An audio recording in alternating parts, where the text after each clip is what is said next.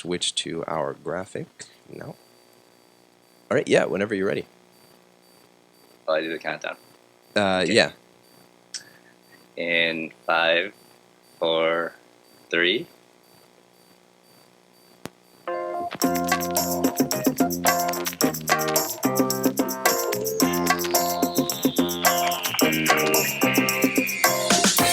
Today is September 23rd, 2013. Welcome, ladies and gentlemen. Welcome back to the Bad Communication Netcast. From Tokyo, I'm Alex Kobayashi. And coming at you live from the lovely city of Tokushima. It is pretty nice today. My name is Hiroki Matsuuchi.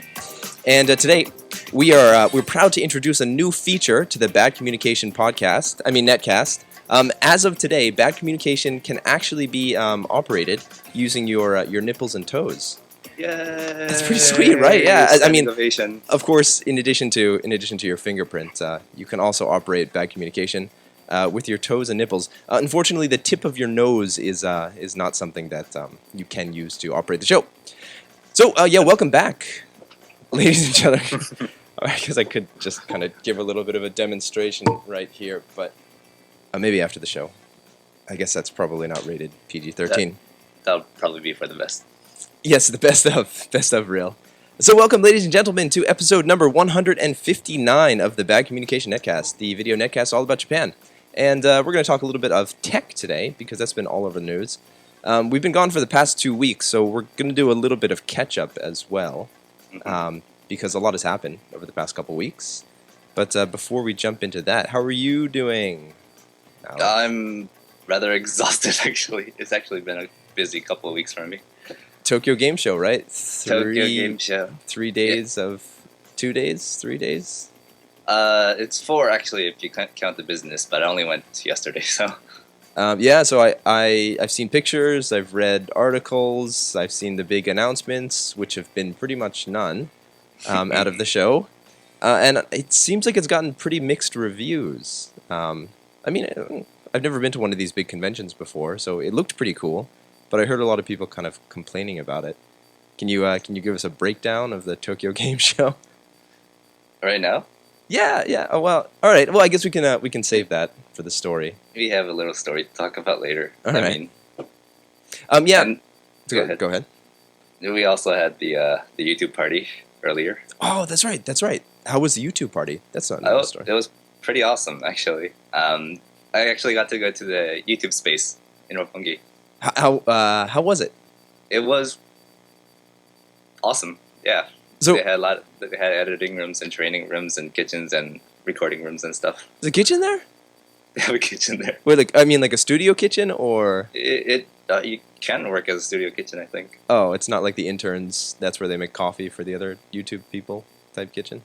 It could be, but it looked pretty nice. So if you put a camera in front of that, then you could totally do like a cooking show. That's pretty cool. Just to give you guys a bit of background, YouTube for the past couple of years has been sinking a ton of money into constructing these really elaborate like studios, editing rooms, sound recording centers, special effects rooms, all over the world. There's one in London, there's one in Los Angeles, there's one in Tokyo, which was recently constructed. All over the world. And so the whole idea is to make YouTube a platform for kind of better quality content than what people have been producing now. Better quality content like the Bad Communication Netcast, which is streaming to you live. And it's pretty cool. I think it's open to the public pretty much, right? Or do you have to be a YouTube partner to use it? I think you have to be a YouTube partner. It was funny because like they told us what the requirements were to use the different studio rooms. Right. Like the smaller ones, if you have 100 subs or something, you can use it. Really? They do it based on sub number? They actually told us that during the panel. No way. And they're the bigger ones as long as you have 1,000, because they want you to be somewhat active for them to allow you to use it. They don't want some random guy just going in and using it and just kind of wasting their time and space. So I do remember when the space first opened, there was like a big opening party, and kind of Japan's one of the more kind of popular and famous vloggers, Hiko Simon, he did kind of like a review of the space, and he said it was a really nice space, but the one caveat was it's really kind of set up for people with a full film crew. It's not really set up for the kind of typical YouTuber who just kind of walks around with their, cell phone camera pointing at their face. I don't know, did you get the same impression? He was saying, like, if you really wanted to use the space, you need, like, at least a couple cameramen, you need a producer, you need an audio technician, somebody behind the board, stuff like that. Well, if you want to just screw around in the living lounge area, you can do that. And there's actually two types of studios that they mentioned. There's one that's like already set up for you, so you can just go in and do whatever project you want. And there's a second type where you can actually bring your own props and actually set up your own studio. Wow. Temporary studio, of course. That's cool. Yeah, it's really cool. I'm excited. I mean, obviously YouTube has been growing ridiculously over the past, 5 years, ever since Google bought it. It's exciting to see what's going to happen in the future, and it's really cool that they're sinking that much money and investment into making awesome content. So next episode of Sub Tokyo, is that going to be like exclusively filmed in the YouTube space? I already posted that one actually. Oh, that was just like a tour of the. Yeah. I'll have to see when I can actually go back there. Right. That was pretty cool. 29th floor. I wish there was one in Tokushima, but the chances of that are 0. Keep working at it, Tokushima. Yeah, exactly. I think it's time for me to move. Anyway, speaking of really awesome technology, the iPhone 5S and 5C. The C stands for, what does it stand for? Cheap? Color? Cool? I think it's color. But everybody creamy? Creamy, perhaps. And the iPhone 5S came out. I'm sure you guys are bored to death of hearing, and tired to death of hearing all of the news about the iPhone 5S and the iPhone 5C. It does come in some pretty cool colors. But there were some intrepid reporters over at Rocket News 24, our favorite source of fake news out of Japan. They did some tests with the new fingerprint identification system.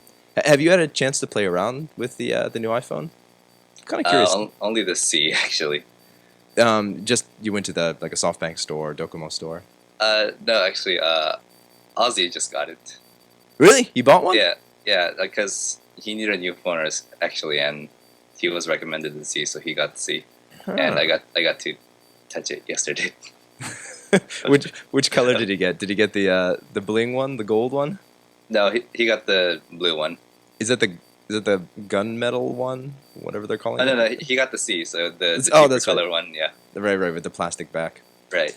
Well, anyway, this article comes to us via Rocket News 24 and is titled "iPhone's fingerprint lock also works with toes and nipples." Apparently, this one's not really exclusive to Japan, but it was some Japanese reporters that made this discovery. So probably one of the most intriguing features of the new generation iPhone is its fingerprint authentication. That's pretty much the only new feature, as far as I can tell.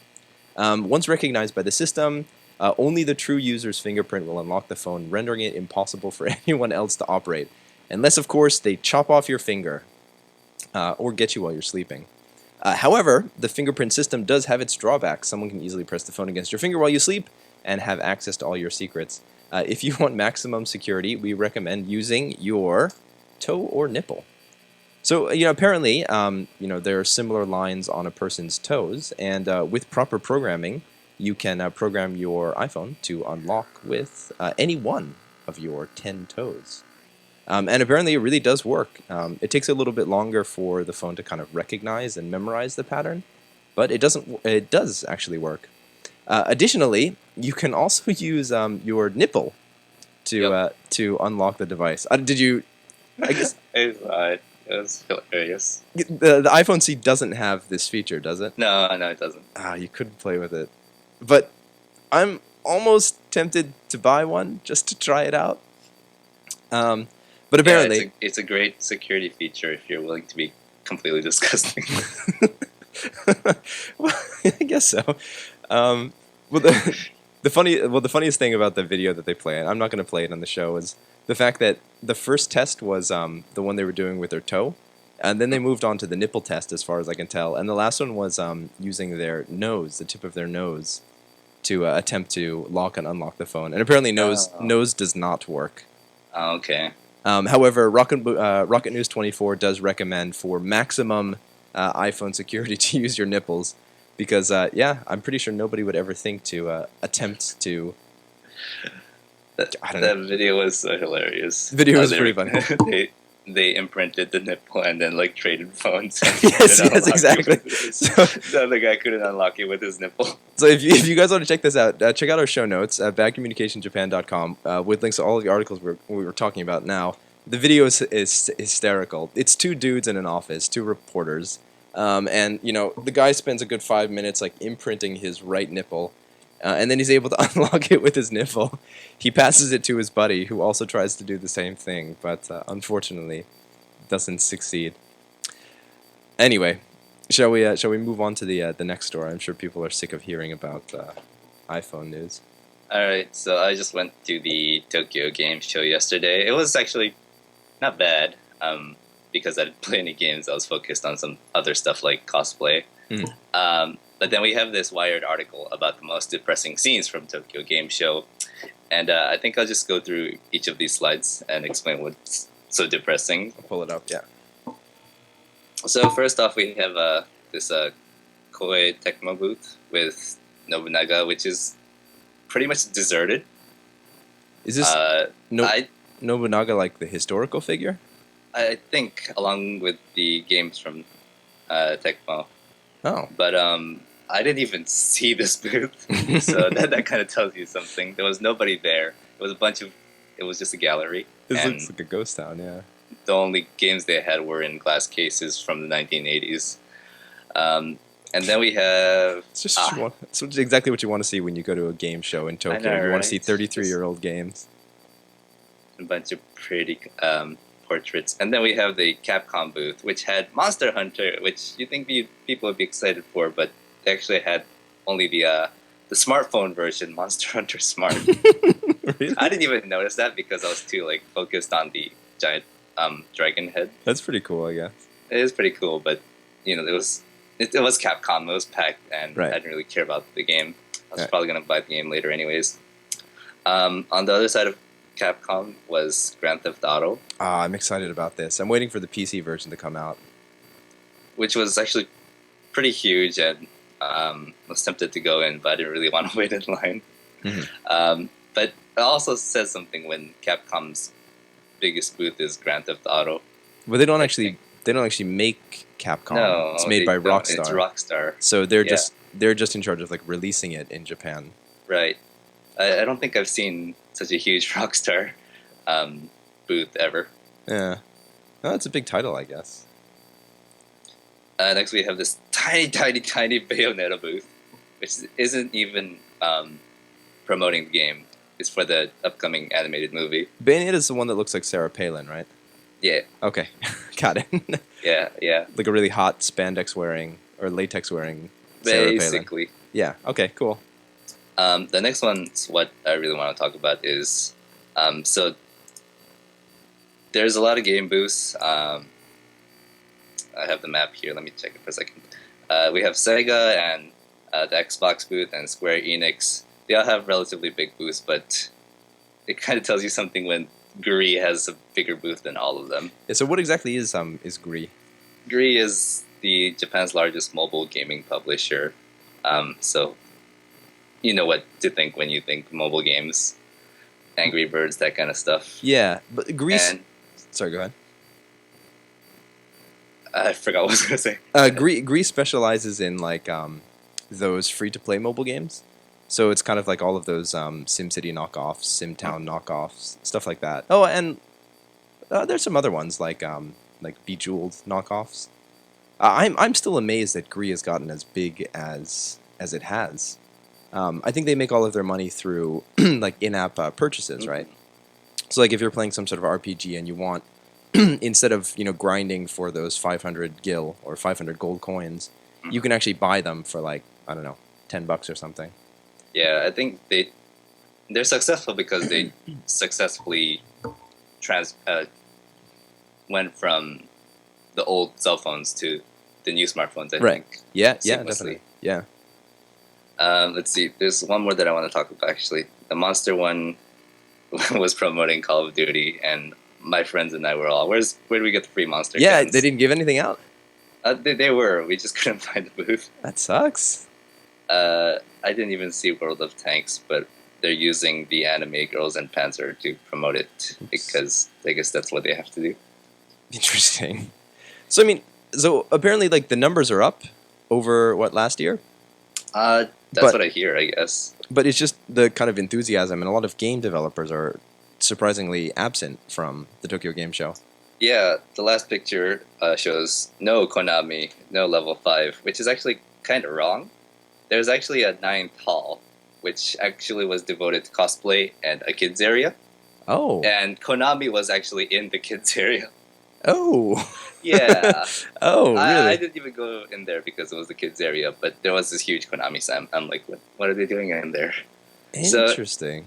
I was kind of disappointed at Tokyo Game Show for kind of isolating family area and Konami and cosplay and all the business booths, I guess. Right. It kind of destroys your sense of community and like association with everyone, I think. Yeah, that's too bad. You did some cosplay this year as well, didn't you? Yeah, I did. And it was kind of weird because they isolated it in that one corner, whereas usually it's in the hallways in between, so you can actually check out the game show, check out cosplay, and then go back into the next hall, check out more games, and then check out more cosplay.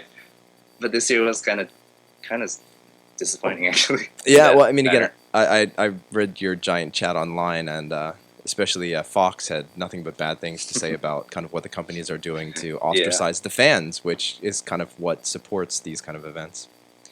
Anyway, hopefully next year will be better.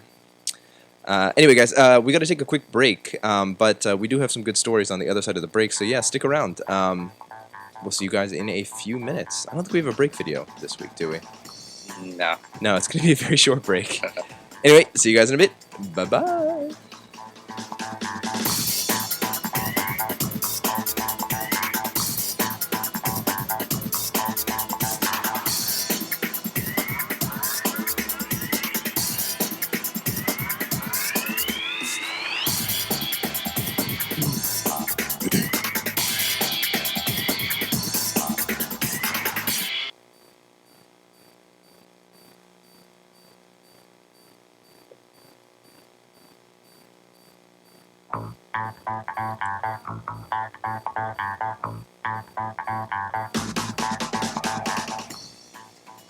Welcome back, guys. Sorry, we're missing one of our crew who usually does the kind of after break intro. It's just a blank screen. Andrew's not here. Anyway, actually, I did kind of very quickly take a look at the chat during the break, and apparently the stream crashed. Sorry about that, guys. Yeah, YouTube is still a little bit buggy, I think, when it comes to live streaming. But anyway, thank you guys for watching the show live to everybody who turned out. We've got our usual viewers, Two and Marino, Great News Podcast, as well as some new viewers.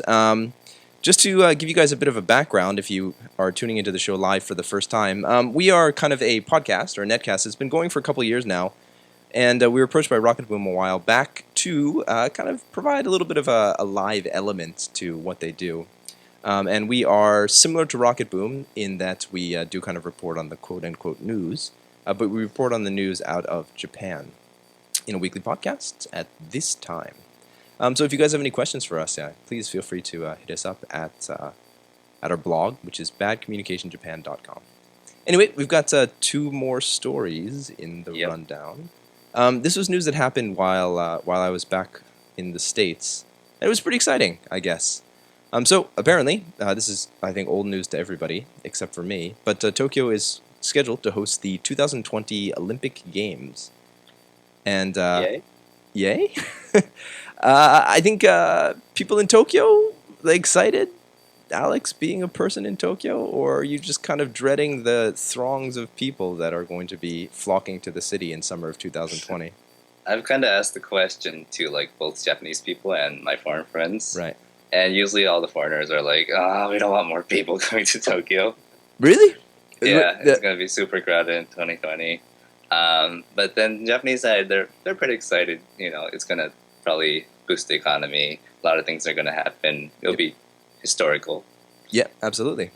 So the voting took place in Buenos Aires, and the committee picked Tokyo over the two other contenders, Madrid and Istanbul, to host the 2020 Olympics. Of course, the 2016 Olympics will be hosted in Rio de Janeiro, I believe.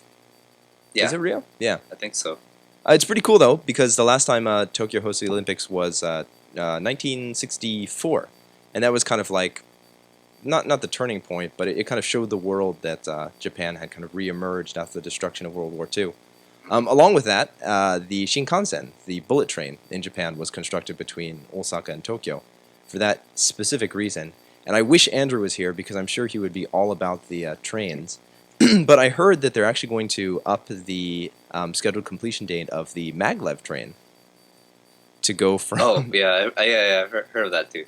It was originally scheduled for like 2030 something, but they're planning on attempting to get it finished by the Olympics, and that's going to be really cool because that's going to be the I think longest, biggest, and fastest commercially operating maglev train in the world, which is going to be pretty sweet. So Yeah. drop by Tokyo 2020. That's pretty exciting. Not much else to say about that. I want to see that maglev train. Yeah, me Now. too. I'm more excited about the maglev train than I am actually about the Olympics, but that's just me. They'll probably have more exciting stuff too. Hopefully. Soon Yeah, enough. sports are pretty good. Anyway, shall we jump to the last story? We can finish up and have a nice early show. Okay. So we've had articles like this before. I think Yep. it's not really new news or anything, but this is from Rocket News 24. Pensioner pretends to be deceived by telephone fraud, helps catch criminals. So telephone fraud has been a really big problem and still is in Japan. They call it ore ore sagi, which means it's me, or the telephone call is usually some guy who is calling a older woman, trying to deceive that older woman to thinking that he's their son or grandson, saying, "Mom, it's me, I'm in trouble." Usually, acting like they're sick. "Mom, it's me, I'm in trouble. I need money." Right. Yeah, and lots of people get frauded by this technique, I guess. Yeah, so yeah, it's really easy to send money in Japan via like bank transfer. Mhm. So like the son will call and say, "Oh, I ran in with the wrong crowd and I need like 20 grand to help bail me out of jail, or I'm My- being extorted." The And company's going bankrupt. Yeah, I need money now. right. And then, the poor unsuspecting grandma says, "Oh, I'm happy to help you. Let me just wire it to your account." And, after it gets wired to that account, then, the money's gone pretty much Yeah. forever. And in many cases, it's a huge amount of money, like hundreds of thousands of dollars. Mhm. Because of the pension system and the fact that Japanese people, at least the previous generation, really love to save money. There are a lot of really rich old people in Japan with lots of money to be defrauded out of. So yeah, the police have been raising awareness for past who knows how long. It's been a long time, yeah. Yeah, and so this one lady, who was called on September 3rd in Mitaka, Tokyo, received a phone call from a man saying, "Mom, I need money because my office is screwing up." Right. And the lady commented, "Well, for a start, my son doesn't work in any office. Right. So, yeah, you're not my son." She knew that already. So she cleverly kind of deceived the pensioner into meeting with her while contacting the police at the same time. And she ended up taking a suitcase full of envelopes and meeting these two 21-year-old men who were there to receive the cash from her, and then the rest is history. Yeah, so actually what happened was the police were pretty much waiting in the bushes. She gave the money over to these two 21-year-old men, and then the police pretty much hopped out and said, "You're screwed." It was pretty interesting. Yeah, bravo. Yeah, bravo to this, 60-something-year-old woman, a 69-year-old woman. The funny thing was actually at the end, when I read that this actually wasn't the first time she did it. She's assisted in not one, but two separate arrests of Really? these scammers. Yeah. Oh, This is a pretty kick-ass 69-year-old woman. superhero. Yeah, pretty much. I thought it was pretty cool. But to anybody living in Japan, just be careful about that. If you have any, if you get like a suspicious phone call from somebody claiming to be your son or daughter or husband or wife, and they're asking for money, be very, very, very careful. Sometimes in like the heat of the confusion, It Yeah, can. it's psychological. Yeah, no, I mean it's surprising. Like people who are otherwise have a pretty solid head on their shoulders, they get fooled by this. I actually personally know of somebody's parents who got fooled by this scam once. Fortunately, it wasn't a huge amount of money. It was about $5,000, but still, I mean that sucks. Yeah, but I guess these fraud guys don't learn either. Yeah, yeah, Because you think if this lady's caught one group, then you think that you wouldn't call her anymore. But, yeah, right. oh, Like beware of the kick-ass 69-year-old woman who seems a little bit too clever for her age. Anyway. continue with the awesome work, old lady. Watch out, guys. Anyway, we got to wrap up the show. As I said before, we're not going to have a live show next week, or any show for that matter, because Alex, Andrew, and myself have a very important event to attend in Osaka. If you want to find out what that event is, check out our April 1st show, which didn't air on April 1st, I think. Our April Fool's show of this year, and you'll find out that it actually wasn't an April Fool's joke. It was faux real. But we'll be back next week at this same time, which is 10 a.m. We JST. might also record something. Yeah, maybe. Just a little tidbit for you guys.